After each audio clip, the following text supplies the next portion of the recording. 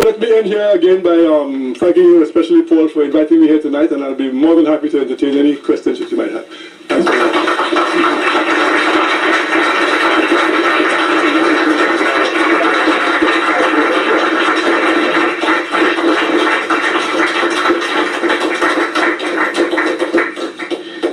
Well, ladies and gentlemen, I think you'll agree with me that we've been treated to the views of a really fine man, and a man who has fought very hard for his people and for the search for the truth. I'm going to let Professor Martin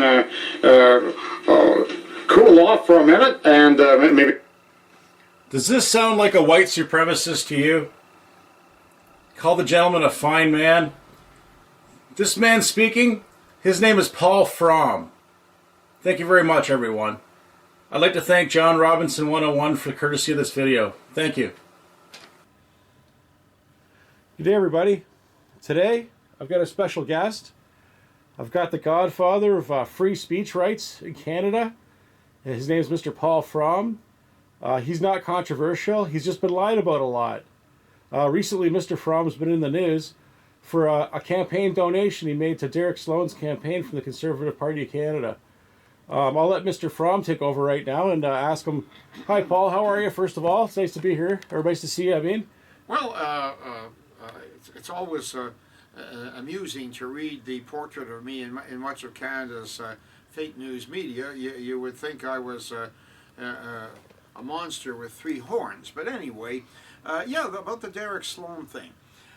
Derek Sloan is, of course, a very conservative member of the Conservative Party. He's a young man, 36-year-old lawyer, and he ran for the leadership and actually did surprisingly well. He pulled, I think, about 16% of the vote. I supported him in the leadership race because he took strong stands on immigration. Like, he is an immigration reformer, and on free speech, and other things as well. But those are my two reasons. I was public about it. I sent him a couple of donations, which they apparently don't know about yet. And the $131, I believe, because it's an odd figure, you know, not normally a donation you give 50 or 100 or 200 or something like that, but he put out a notice just a little over a week ago that the Conservatives are having a policy conference in March, and that you can participate, but you have to join and pay your fee. So that was $131. Well, that's what got caught. And there was all sorts of just hysteria, depending on how fake the news media was. They called me a notorious neo-Nazi or a white supremacist. A few actually corrected that down to white nationalist, which I am, and anyway, notorious and all that. And of course, it had everybody running scared. Sloan quite rightly said he didn't know anything about the donation. Well, he wouldn't. His campaign raised about $1.3 million. I may have given it 300 in dribs and drabs. I mean, I'm sure he's not poring over the mail, checking out every name. And then why would you? I mean, are the critics actually saying that I should not be able to donate, if I want, to a political candidate? Well, what sort of lack of rights would that be? Anyway, he, quite rightly said he hadn't known anything about it, but he was going to return the money. Well, I don't know. I have not seen the money yet, but okay, it might be held up by Canada Post, but we shall see. The party leader, Aaron O'Toole, used this as an excuse to have him kicked out of the party, which is what happened at the caucus meeting on excuse me, on the 20th. And he said that there's just no way that this could have been inadvertent. It's inexcusable. And then he went on to say racism is a disease of the soul. And this is the opposition. This is the opposition to the trust fund kid. Racism is a disease of the soul. Well, okay. What about all the groups in Canada that are race specific? There's the black this, the black that, the Assembly of First Nations. There's of course the huge Zionist, pro-Israel lobby and Israel for the Jews. Now, isn't that racist? I mean, you wonder what sort of blather is this? The real thing, though, here was not my donation. That was just the pretext. Sloan, Aaron O'Toole wanted Sloan out of the party. Sloan is an activist. He's been organizing the social conservatives. He's a strong voice for social conservatism, and he has done things that go outside the very tightly controlled limits that our establishment have imposed. For instance, he questioned Dr. Theresa Tam. He wondered whether she was working for Canada or for Red China. Oh, we can't do that. That's racist. Well, why not? Some of her initial decisions were appalling. Like initially, she was against the travel ban from China. Well, that was the source of the Wuhan flu. Why shouldn't you be able to question? Why shouldn't you be able to ask questions and get an answer? Another thing he did, which really went outside the very tight limits, is he presented a petition to the House of Commons against vaccines. Now, you've got to understand, you need an MP to introduce the petition. The MP doesn't necessarily have to agree with it. In fact, I've quite often seen the formula, 75 of my constituents have signed a petition on this or that, and I put it before the House of Commons. And then what happens is that the relevant department has to make some sort of answer to the petition. So, okay, a fair number of people in this country are skeptical about vaccines or even dead set against them. All the Sloan was doing was putting their views in front of Parliament, and some government department would make some sort of response somewhere down the line. That's all it was. That is how fragile our democracy is, and how tightly controlled it is. That's why, on a completely different issue, we've never had a debate on immigration in this country since the immigration laws were changed in 1965, and then again, and then more definitively in 1974. I'm sorry, 76. Well, anyway, what goes on as a debate is usually just around the periphery. Should we have 310,000, or would it be better to have 320,000 next year? But the basic issue: should we be having any mass immigration at all at a time of high unemployment? And what should the makeup of that be? You cannot ask that question in so-called respectable politics in Canada. But why not? That goes to the very makeup of our country and what it's going to be like today and for our children and grandchildren. Can't talk about that.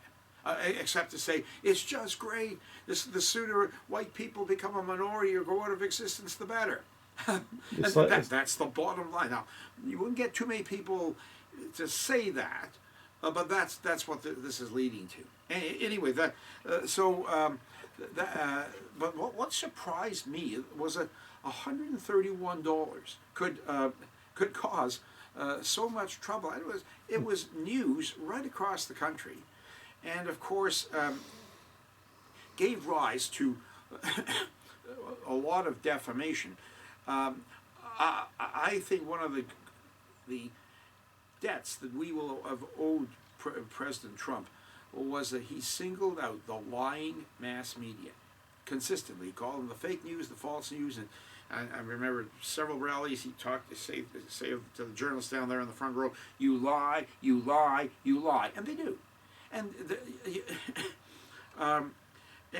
the lies are usually by distortion or exclusion of information.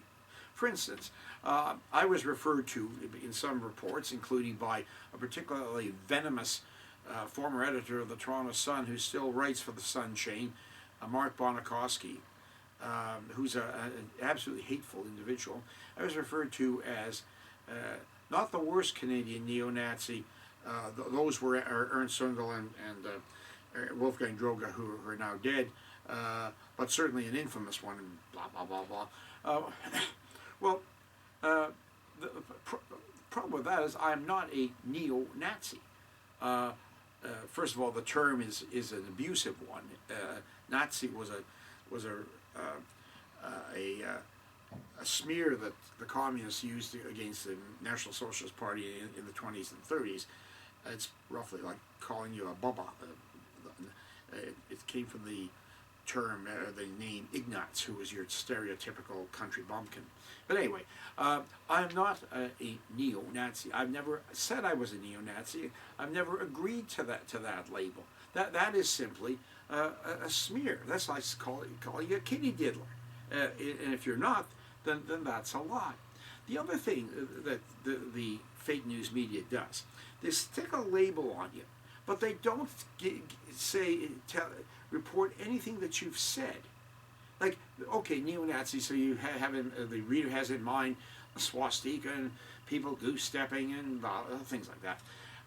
Well, but what is it I've actually said? Well, they don't tell you. They stick a label on you, and the label becomes, for many readers, the reality. They're still not knowing what you said. Well, what exactly did I say? Well, I actually didn't say anything. I gave them some money. Didn't say anything. If you looked on our website a little more closely, you would see that several times last year I praised Derek Sloan for stands he took on immigration. Wanted to tighten the border, get the numbers down, and so on. Well, okay, now that would be something specific. But the propaganda, fake news media don't want to report things like that because a lot of people would say, well, that doesn't seem too bad. I kind of agree with that. So Trump is absolutely right. And the good thing is that a lot of people who already had suspicions that they were being lied to or misled have been confirmed because Trump was so strong on that.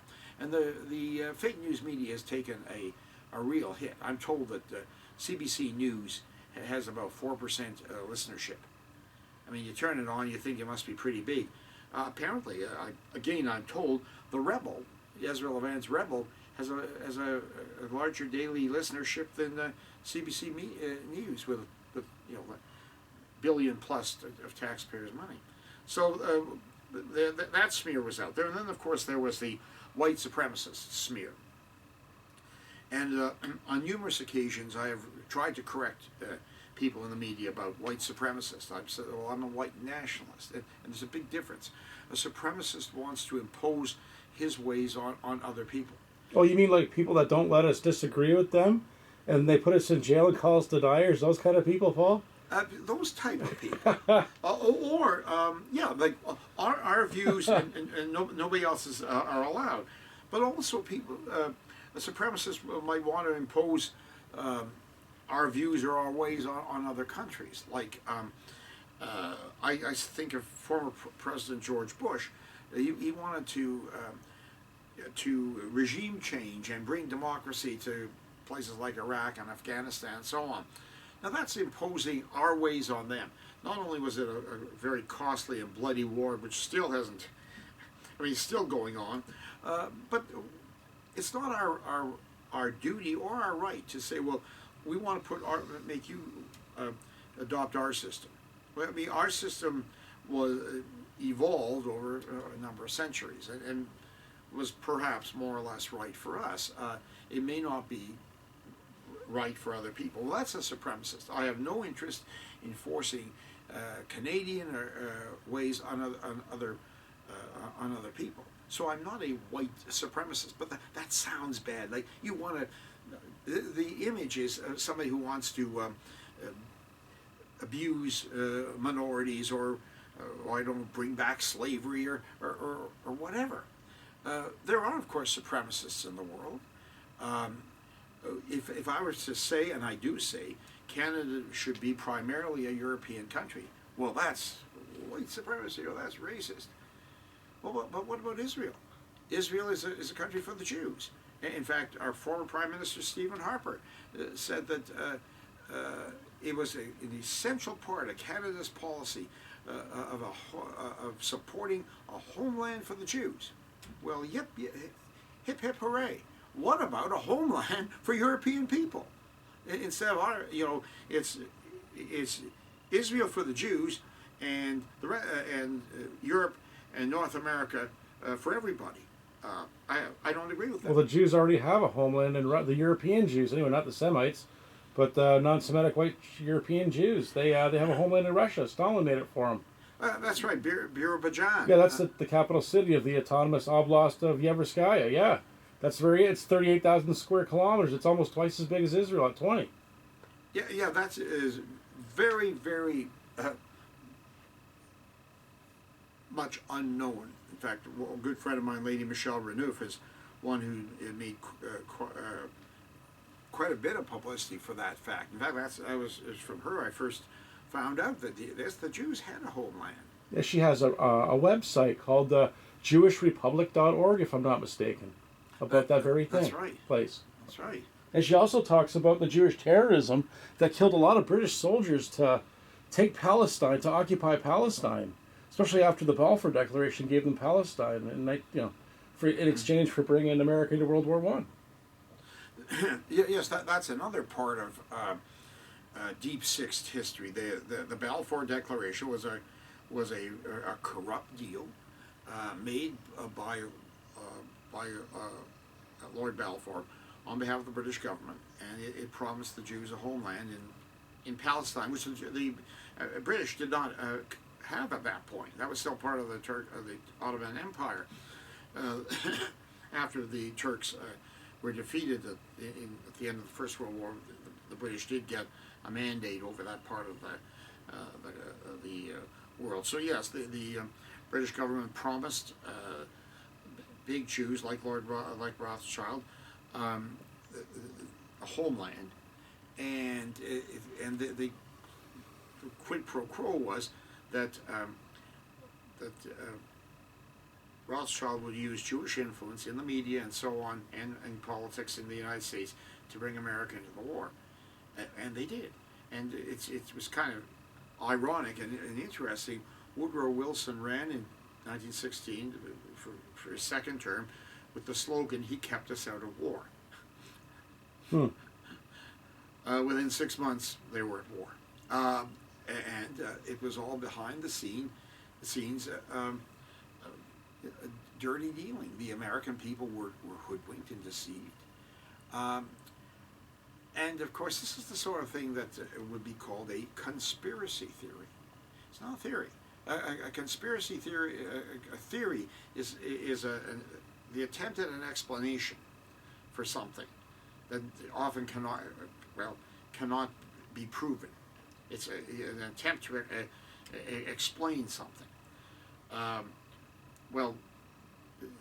It's not a matter of anything unproven. The Balfour Declaration led directly to America's entry into the war and promised a homeland to the Jews. The Zionists, yeah. And it starts off, "Dear Lord Rothschild." And when I read that for the first time, Paul, when I was studying money, basically that took everything out of the realm of racism and conspiracy theorism to reality, because it's an actual document given to the Zionists promising them Palestine, which later became occupied Palestine, called Israel. Yeah, it took 30 years for that to come to pass completely, but it did. And you're right. One of the things that really incensed Lady Michelle Renouf was the fact that there was a dwindling number of the former British Palestine police who had been in Palestine from 45 to the turnover in 48, and they had lost a number of their comrades, some of them to vicious mail bombs and so on, and they were just completely forgotten group of people, and she championed their cause, and that's what I think what kind of got her into the whole Israel and Zionism thing in Azerbaijan. So if there is if wanting to have dominance in your own territory is racism, then what is Zionism? That's international domination. It's not even their territory. Yeah. It's territory that they invaded and was given to them. Yeah, communism was born from racist Judaism. Basically, it was the Talmudic Jews that dreamt up communism. Moses Mordecai Levy, his more popular, famous name is Karl Marx. Yeah. And he stated that Marxism is Judaism. And then Rabbi Stephen Wise, Wise, pardon me, he said, apparently, reportedly, he said that communism is Judaism, or some people call it communism. I call it Judaism. You know, that's it's supremacy in the Soviet Union. It was them running the show and killing dozens of millions. And in the Soviet Union, initially, when Jews were most in control of the new communist government, it was anti-Semitism was a capital offense. Yeah, so was criticizing communism, because communism was Judaism. It was the exact same thing. And we are getting to that. Of course, we don't have capital punishment in Canada, but we're getting to the point where criticizing minorities is an offense. And while we don't do such crude things as put you in a gulag, we simply take away your income, and you might just as well be in a gulag. Isn't giving minorities special rights kind of like racist apartheid South Africa, though, where the minority whites had all the special rights and the majority blacks, they just got what was left over? Isn't it the same thing? Is it because it's white people it's okay to do that to white people? Yeah, that is the result of certainly the result of multiculturalism, that whites lose out to minority rights.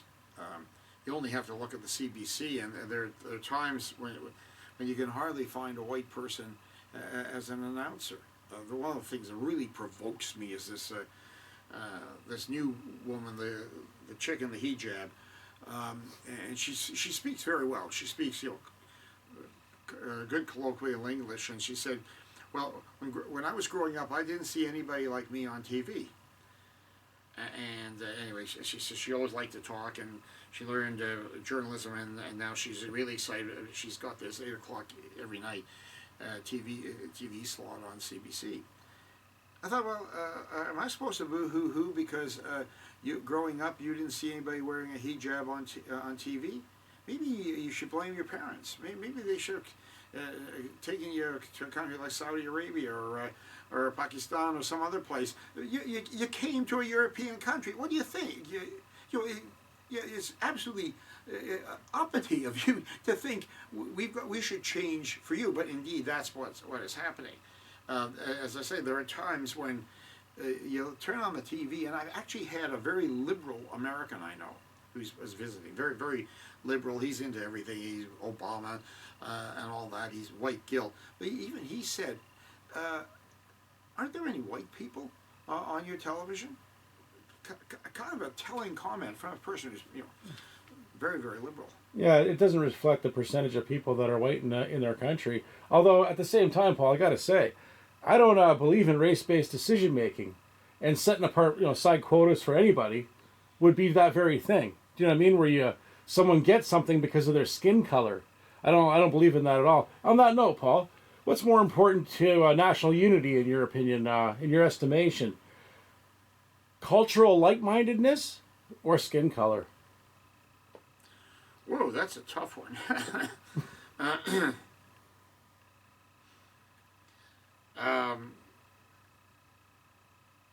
Because what if it's like having a bunch of dark-skinned Europeans, kind of like in Rhodesia, when you had your real nicely dressed black people that were, completely on the side of the whites, and they just wanted to have a peaceful, prosperous country.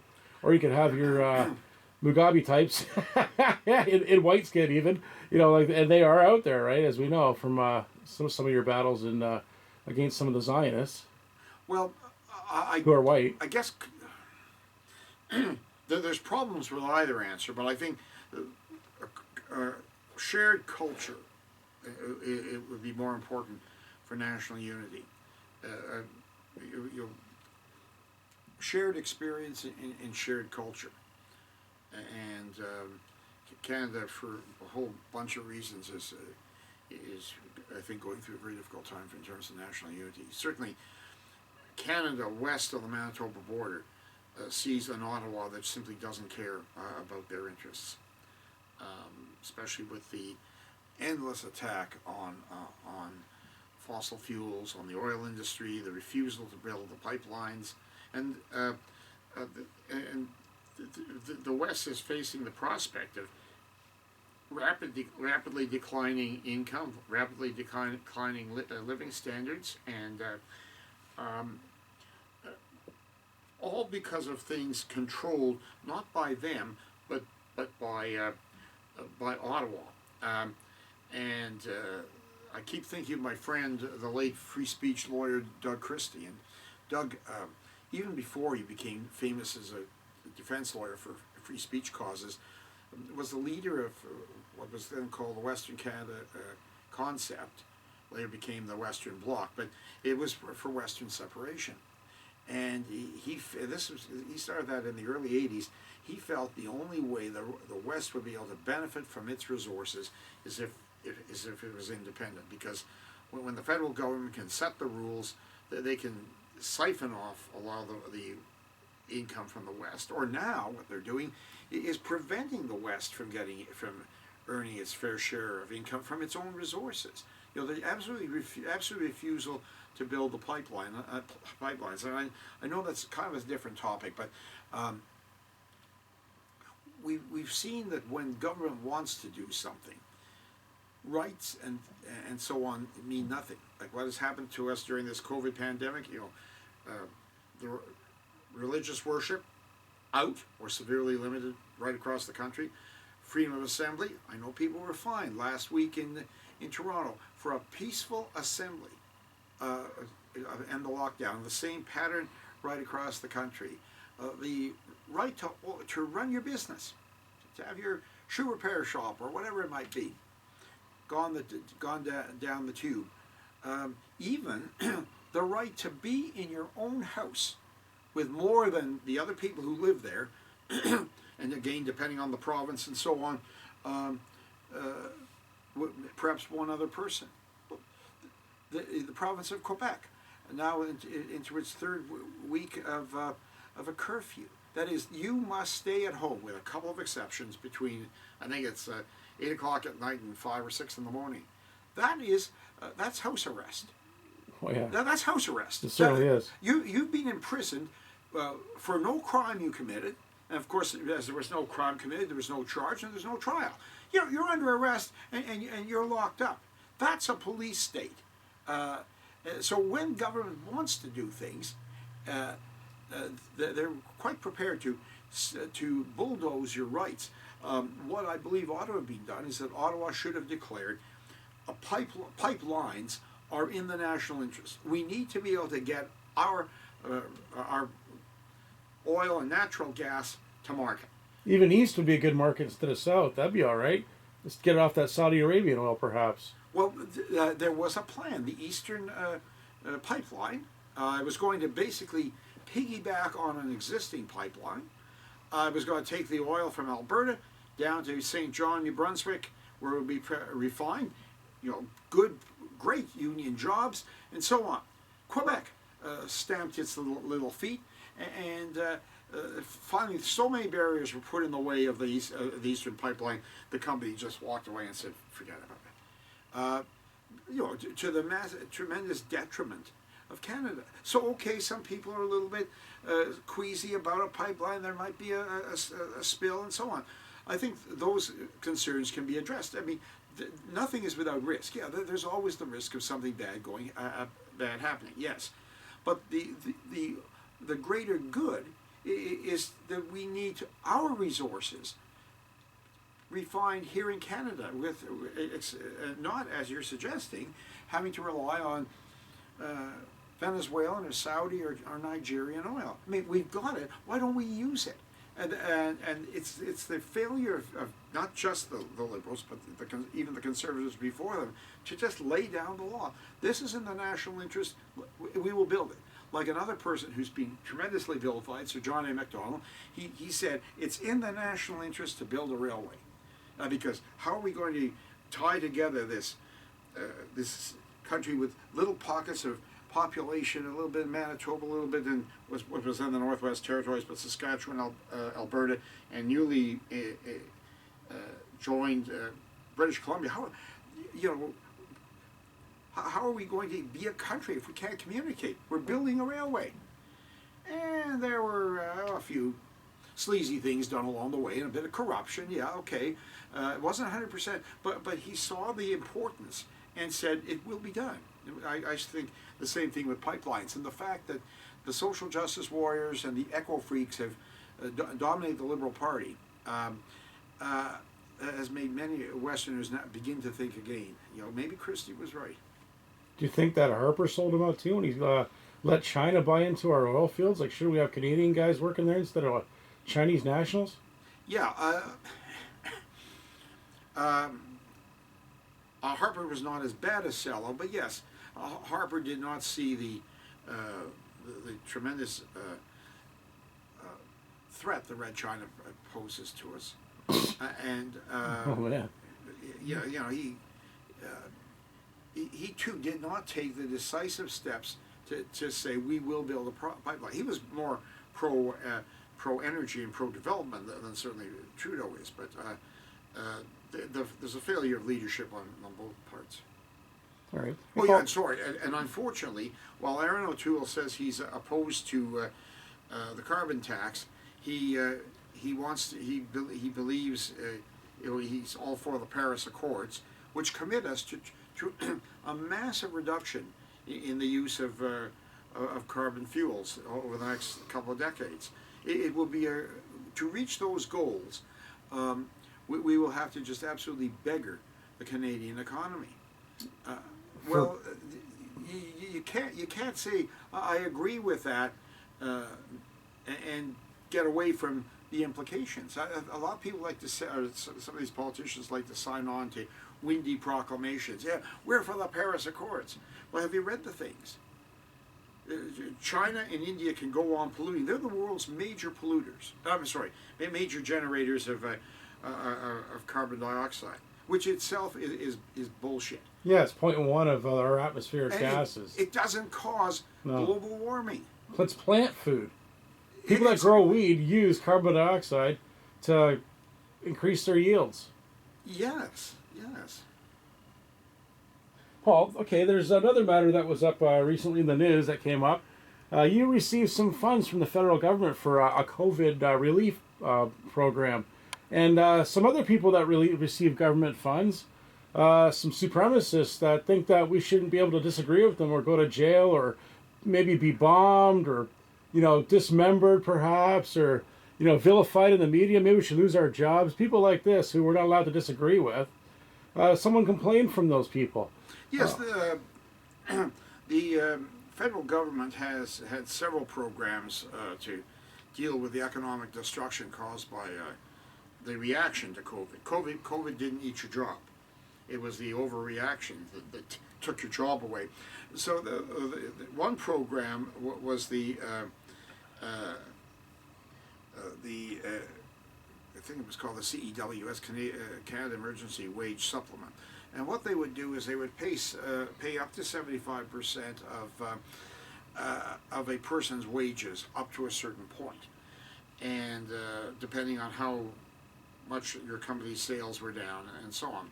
So it was a relatively simple formula. So two of the organizations that I'm involved with applied. Both had both employed people. And had very modest wages, as a matter of fact, but both qualified. Both organizations were revenue was way down because, among other things, it's been very difficult to hold meetings. From March on in 2020, meetings were either very infrequent or impossible. So there's a big decline in revenue. End of story. The organizations qualified, you see the malice of those people who are complaining. They would appear to want to impose some sort of politically correct test on whether you get the supplement. Like, where would that end? What about a tobacco company? What about a liquor distiller, and so on and so on. One can make criticisms about all sorts of industries or businesses. Does there have to be a politically correct litmus test? So that was, yeah, a 1 or 2 day wonder, and a few of the freedom haters were stamping up and down. Yeah, they called you a lot of things there, Paul. The usual things that are incorrect. Also, you're a free speech activist, a human rights activist. I mean, apart from free speech, the only other important right that you should really have is the right to have guns, so you can protect your right to speak and to be free. Those are probably like Amendment 1 and 1A maybe. That's that's how important both of those go together, or that how important they are. Plus, people should have good information. They should be well informed before they participate in democracy. And right now, people go to vote with a head full of lies. So we should be free from a lying media. Have freedom from the media. That's it's a big problem in Canada. And they're painting you with a brush that it doesn't reflect who you really are. Yeah, and you'll find that in the articles that dealt with the government grants, that once again the fake news never went beyond the labels. They never said one of these organizations is a free speech organization, and they have intervened in a great number of so-called human rights cases defending freedom of speech, and in some criminal cases, and have advocated against internet censorship. I mean, those would be specifics rather than just the label neo-Nazi or white supremacist or whatever. We are badly served by our media. Well, they promote anti-Germanism, right? That's all they do. They want people to to believe in the conspiracy theory that Germany intentionally killed millions with bug spray. Even though there have been samples taken from the places where these atrocities were supposedly to have been committed, the samples showed that there were no atrocities of that nature, committed in those places. And also, thousands of autopsies were carried out. Not one victim was found out of the number that they mentioned to have been killed in the manner that they said, with the bug spray. Yeah, there has been a ongoing German bashing in most of the conventional media before and since the Second World War. After just about every other conflict, once the conflict is over, the propaganda ends, or we've got to hate the other guy. And that was interesting. I've seen a study of this. That happened in the 1920s. After the First World War, the Allies even admitted that some of the stuff they said was over the top, that the Germans hadn't bayoneted babies and raped nuns in Belgium, and had made lampshades out of human skin. That actually goes back to the First World War. Oh, really? They found it was goat skin in the Second World War before the trials. Yeah. No soap either. But there was a widespread admission. Yeah, that was over the top, but that was war. We've had nothing like that since the Second World War. You would the endless yapping about neo-Nazi and so on. You would actually think National Socialism was about to take power in countries around the world, or around the European world. It's not so. I mean, where are the so-called Nazis? They're nowhere. Yeah, if you look at the who they called neo-Nazis, like here, they don't look anything at all like the people that were in National Socialist Germany. Like, they didn't have the haircuts, the tattoos, and they didn't have that attitude. You know what I mean? It's almost Marxist if they start speaking poorly of other races, because in Germany that would have been very, very rude, because they're racialists, not racist bigots, right, Paul? They preferred racial benevolence, but they knew that they were all German. Unlike in Canada, we're like a mutt brigade here. Like, we're from everywhere in Canada. You know what I mean? That's where we come from. But like Africa too, there were a lot of national socialists that just wanted to be black, like Muhammad Ali. He was a racialist, and there was an interview with him, and he says, "I don't hate anybody. I just want my children to grow up to look like me, my grandchildren." He says, And I think that's what it's a fetish, if anything, with him. It wasn't even like he didn't hate anybody. He didn't care. That was the point most white nationalists want to make. We want a country for our children that looks like us. there's no, that's absolutely natural, and there's nothing wrong with it. In fact, one of the it's known, but perhaps not very well publicized stories, because it kind of goes against the grain, is that Jesse Owens, who's a black runner, I think, he won gold in the 1936 Olympics in Like Berlin. 5 or 6 events. Yeah, well, he said, I mean, the stereotype would be that Hitler would shun him, and he'd be put in the back of the bus and have to sleep in the outhouse or something like that. In fact, he said he met Hitler, he said, I was far better treated in Germany, treated with respect, than I was back home in the United States. Yeah, he never called the N-word in Germany. He had to go back home to America to get that treatment. Right. And his president snubbed him. There was a British fighter pilot. Have you seen the video of it? He was in Germany for the 1936 Olympics, obviously before the war. And he testified. He was interviewed after the war. And he said he actually witnessed the handshake between Hitler and Jesse Owens. And Jesse Owens claimed to have had a picture of that they wouldn't put in the newspapers. And there is a fabricated, like a Photoshop picture on the internet commemorating the moment, but it's obviously not the moment because the angles are wrong and everything like that. But Jesse Owens claimed the picture was there and that he had possession of it, and also the British fighter pilot. I think World War II hero, perhaps, even. I'm not sure the gentleman's name. I wish I could recall it. He said that he witnessed the handshake between Adolf Hitler and black American athlete, superstar, favorite of the German people, who had to leave his hotel because he was treated like the Beatles. They were after. They wanted autographs from this gentleman. They loved him. Yeah, he shook Hitler's hand, they said. So I believe the British fighter pilot over some racist, supremacist Zionist groups any day. It brings us back to the role of the medium. The handshake between Adolf Hitler and Jesse Owens just doesn't fit the storyline.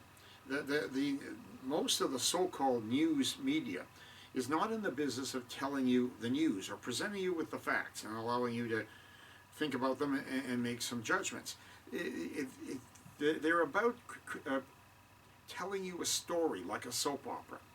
And the clever thing about a soap opera, and that's why soap operas are very easy to follow, and because everything's in black and white. This is a good guy and that's a bad guy, and this is a good girl and that's a bad girl. There aren't too many shades of gray. And what the media does in stories like the one, for instance, on the government grants, is it in good soap opera fashion tells you, a bad guy. So how do we know that? By what he says or does? No, we put a label on him. He is neo-Nazi or white supremacist. Yeah, they write that on your black hat, Paul. Yeah, On the front. Like in the soap operas, in the silent movies, the villain would have a black cape and a thin curling mustache, and everybody that bad guy, black hat, black cape, sinister looking mustache, and the good guy would be strong and muscular and open and so on. Well, good guy. That it's the same thing, only they paint that with words. Well, thanks very much, Paul. That, I think, pretty much covers what's occurred in the last little while. We've also had a chance to give people a little background on things that they might not have known about, and that's why this is the Brantford News, because if it's new to them, then it's news. That's right. That's right. And also, I'll post this on Rebellion Party as well. They like to watch Paul on Rebellion Party. I had a person comment that they think Paul's a nice guy and he's not a bigot, and I basically agreed, and I told him that he's a nice guy, and that you're basically opposing the guys that are the bad guys. Well, thank you very much for your time, Leslie, Paul. I'm always glad to be on your channel. Right on. I'm glad to have you, Paul. I'm glad you're around. We need guys like you, Paul. A lot more of them. All right. Have a good day, Paul.